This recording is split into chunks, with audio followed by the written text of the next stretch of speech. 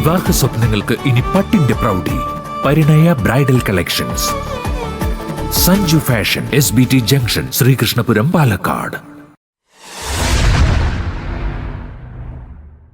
സമഗ്ര ശിക്ഷ കേരളയും യൂണിസെഫും സംയുക്തമായി നടപ്പിലാക്കുന്ന ലൈഫ് 24 ത്രിദിന ശില്പശാല സമാപന ചടങ്ങ് കടമ്പഴിപ്പുറം ചെറുപ്പളശ്ശേരി BRC ഹാളിൽ നടന്നു.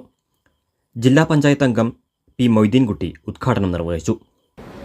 നിങ്ങളുടെ മുഖം നോക്കുമ്പോൾ വളരെ സന്തോഷം തോന്നുന്നുണ്ട്.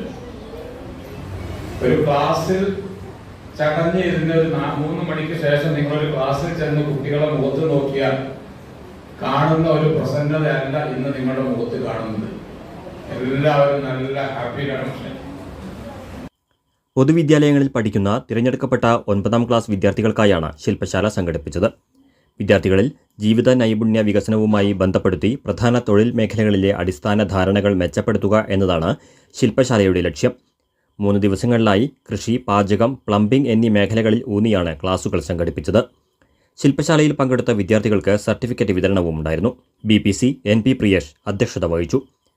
S. Krishnaprasad, PC Sivasankaran, M. Prajisha, S. Sreeja, MP Gopalakrishnan, A. Rajesh, TM Mahesh, V. Prasanna, PK Ranjitha, AV Krishnaprakash എന്നിവർ സംസാരിച്ചു.